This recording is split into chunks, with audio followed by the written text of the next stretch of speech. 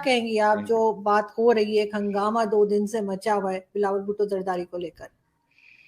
नहीं, हंगामा मचना लाजमी है, बिकॉज द काइंड ऑफ, देखिए जो लफ्ज उन्होंने यूज किए उस इंटरनेशनल प्लेटफॉर्म पे जाके, it was very distasteful, it was very demeaning. एक, जब फाइनेंशियल एक्शन टास्क फोर्स बोलता है स्टॉप हार्बरिंग टेररिज्म, तो अब why doesn't Bilawal Bhutto stand up and से कि फाइनेंशियल एक्शन टास्क फोर्स भी मुसलमानों को टेररिस्ट बोलता है, मुसलमानों के मुखालफत में है। सिर्फ हमारे मोदी जी को क्यों बोल रहे हैं फिर? Everybody who says that Pakistan harbours terrorism, फिर हर किसी को बोलो कि भाई और इस्लामोफोबिक, सिर्फ मोदी जी को क्यों? मैं नहीं, मैं बिल्कुल इस बात का जवाब मैं फखर से लेती हूँ कि फखर, आखिर उस जगह पे कोई अच्छी बात भी की जा सकती थी दोनों कंट्रीज की तरफ से, और खास तौर पे पाकिस्तान की तरफ से। इस वक्त पाकिस्तान काफी कमजोर है फाइनेंशियली भी और हर तरह से। आप समझते हैं कि नई बड़ी सॉलिड ग्राउंड्स पे खड़ी हुई कश्मीर के मसले को भी लेकर के हमारे सियासतदानों का जब दिल करता है वो बोलते हैं, जब नहीं दिल करता वो खामोश रहते हैं। ओआईसी इटसेल्फ आपको पता है कहाँ खड़ी है, सऊदी अरब, यूएई सारा। इस दफा जो इजिप्ट है उसके प्रेसिडेंट को इंडिया ने रिपब्लिक डे पे बुलाया हुआ। वो मतलब सारे मुस्लिम वर्ड जो है उन्होंने पंजाबी के अंदर कुछ कर लिया है। This is my internal. दूसरी बात यह कि मिडिल ईस्ट हो, जो आपने ओआईसी की बात की, अरब लीग हो, उधर इंडिया यूरोपियन यूनियन और चीन के बाद सबसे बड़ा ट्रेडिंग पार्टनर है। आपकी नौयत जो है वो रिलेशनशिप की इन ममालिक के साथ बहुत डिफरेंट है। इसमें खाली इस्लामी भाईचारे की बेसिस पे तो पॉलिटिक्स या पॉलिसी नहीं थी, साथ एक बहुत बड़ी और बढ़ती हुई एक हकीकत को आपने निगलेक्ट या ओवरलुक नहीं करना।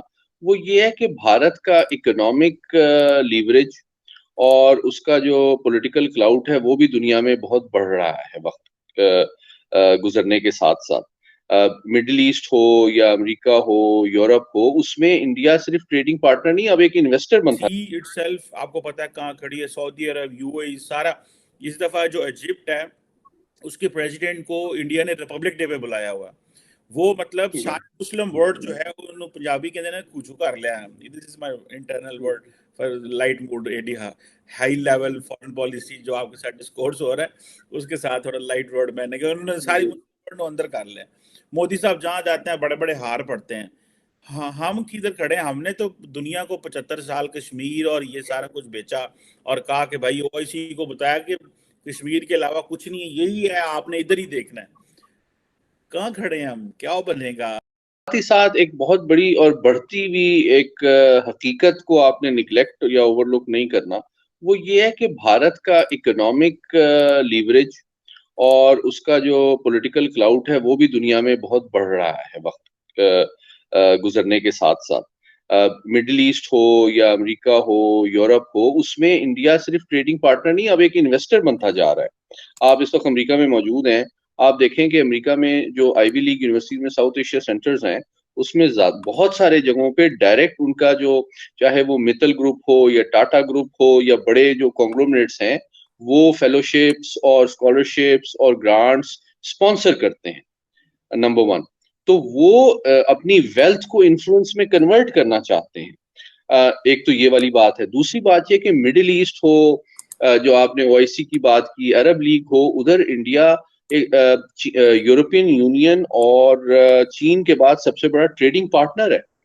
आपकी नौयत जो है वो रिलेशनशिप की इन ममालिक के साथ बहुत डिफरेंट है। इसमें खाली इस्लामी भाईचारे की बेसिस पे तो पॉलिटिक्स या पॉलिसी नहीं बनती। आप जानते हैं कि देखिए, आप खाली कश्मीर के हवाले से या ह्यूमन राइट्स के हवाले से बहुत ज्यादा उनसे सपोर्ट एक्सपेक्ट इन रियलिटी नहीं कर सकेंगे फ्यूचर में। मैं let me through your forum warn our audience, क्योंकि इंडिया का इकोनॉमिक लीवरेज, उसका पॉलिटिकल क्लाउड बहुत बढ़ता जा रहा है। फिर अभी I2U2 जो हुई है उसमें India is a major strategic partner of Israel and UAE, जिसमें उनकी इकोनॉमिक, पॉलिटिकल, स्ट्रेटेजिक कोऑपरेशन वक्त के साथ साथ बढ़ रही है। तो आपने अगर इंडिया के इन्फ्लुएंस और को कंटेस्ट करना है इंटरनेशनली, तो आपने अपने नॉलेज के जरिए, अपने अपने सरमायाकारी के जरिए, अपनी इकोनॉमी के जरिए, अपनी टेक्नोलॉजी के जरिए इन डोमेन्स में इंडिया के इन्फ्लुएंस को कंटेस्ट करना है। खाली एक बयानिया या एक चंद अल्फाज या तशवीश के इजहार इटसेल्फ जिसके इकोनॉमिक और पॉलिटिकल बेसिस ना हो, मैं समझता हूँ कि उसमें फ्यूचर में इतनी ज्यादा इंटरेस्ट इंटरनेशनल कम्युनिटी का फ्यूचर में मैं समझता हूँ एक्सपेक्ट करना एक अनरियलिस्टिक एक्सपेक्टेशन होगी। बिल्कुल ठीक कह रहे हैं, ये बड़े इंपॉर्टेंट क्या डायमेंशन। कहेंगी आप, जो बात हो रही है, एक हंगामा 2 दिन से मचा हुआ है बिलावल भुट्टो जरदारी को लेकर? नहीं, हंगामा मचना लाजमी है बिकॉज द काइंड ऑफ, देखिए जो लफ्ज उन्होंने यूज किए उस इंटरनेशनल प्लेटफॉर्म पे जाके, it was very distasteful, it was very demeaning. एक एफएटीएफ की लिस्ट, एफएटीएफ तो इंडिया की नहीं है ना, एफएटीएफ की लिस्ट भी तो कहती है पाकिस्तान को कि भाई स्टॉप हार्बरिंग टेररिज्म। तो फिर जब फाइनेंशियल एक्शन टास्क फोर्स बोलता है स्टॉप हार्बरिंग टेररिज्म, तो अब why doesn't Bilawal Bhutto stand up and से कि फाइनेंशियल एक्शन टास्क फोर्स भी मुसलमानों को टेररिस्ट बोलता है, मुसलमानों के मुखालफत में, सिर्फ हमारे मोदी जी को क्यों बोल रहे हैं? फिर everybody who says that Pakistan harbours terrorism, फिर हर किसी को बोलो कि भाई और इस्लामोफोबिक, सिर्फ मोदी जी को क्यों? मैं बिल्कुल इस बात का जवाब मैं फखर से लेती हूँ कि फखर, आखिर उस जगह पे कोई अच्छी बात भी की जा सकती थी दोनों कंट्रीज की तरफ से, और खास तौर पे पाकिस्तान की तरफ से। इस वक्त पाकिस्तान काफी कमजोर है फाइनेंशियली भी और हर तरह से। तो एक ये बात निकाल कर, जबकि हम दूसरी तरफ अफगानिस्तान बॉर्डर पे भी एक टेंशन देख रहे हैं, एक बार फिर इस किस्म की बात करके, और जो लोग कहते हैं ट्रेड ओपन कर दें जी, यहाँ पे फ्लड है तो वहां से चीजें ले लें इंडिया से, एक तरफ ये बात की जाती है और दूसरी तरफ इस किस्म की बात कर देते हैं जाके। को सीरियसली नहीं लेता जब आप कोई पीस ओवरचर करते हैं कि पता नहीं मतलब आप पॉलिटिकली अफोर्ड कर सकेंगे कि नहीं कर सकेंगे, या आप अगर मुझे सुना रहे हैं इंडिया को कुछ तनकीद का निशाना बना रहे हैं तो ठीक है, डोमेस्टिकली उस पर आपकी बड़ी वाहवाह हो जाएगी, आपका मतलब ठीक है, पॉलिटिकली वो पॉइंट स्कोरिंग हो जाएगी। बट रियलिटी उसका ऑब्जेक्टिव ये था कि भारत ने पाकिस्तान को पूरी दुनिया में साइकोलॉजिकली या इंफॉर्मेशन की डोमेन में बदनाम करना है या आइसोलेट करना है, व्हाटएवर। तो चाहे वो मनमोहन सिंह की हुकूमत हो, चाहे वाजपेयी की हुकूमत हो, चाहे मोदी साहब की हुकूमत हो, तो उनके हुकूमत के आने जाने से कोई फर्क नहीं पड़ा। इसका मतलब है कि उनका ये by partisan national security objective है कि पाकिस्तान को उन्होंने इंटरनेशनली आइसोलेट करना है और बदनाम करना है। ठीक है, तो उनकी हुकूमत के आने जाने से आपके पीस टॉक से, सीबीएम से, क्राइसिस के होने या ना होने से इन चीजों पे कोई फर्क नहीं पड़ा।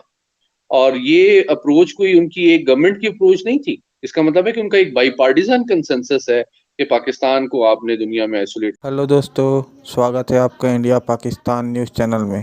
तो दोस्तों, जैसे कि आपने वीडियो में देखा, वीडियो में बताया गया है कि संयुक्त राष्ट्र में पाकिस्तानी विदेश मंत्री बिलावल भुट्टो जरदारी के तरफ से प्राइम मिनिस्टर मोदी के खिलाफ किए गए व्यक्तिगत हमलों का अब मुस्लिम संगठन और मुस्लिम कंट्री भी करने लगे हैं।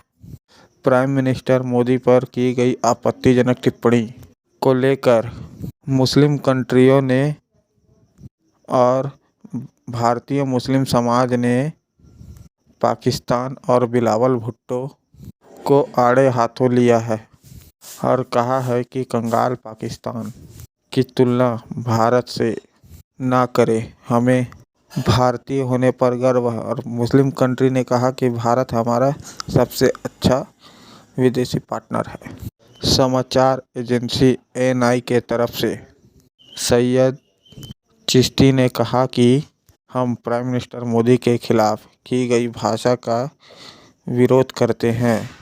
पाकिस्तानी विदेश मंत्री ने अपने ही मुंह पर जूता मारा है। उन्होंने आगे कहा कि भारत के मुसलमान और मुस्लिम कंट्री पाकिस्तान के मुसलमानों की तुलना में कहीं अधिक सुरक्षित और बेहतर स्थिति में है। तो दोस्तों, अगर आपको ऐसी वीडियो देखना पसंद है तो हमारे चैनल को सब्सक्राइब करके हमें सपोर्ट करें। धन्यवाद। जय हिंद, जय भारत।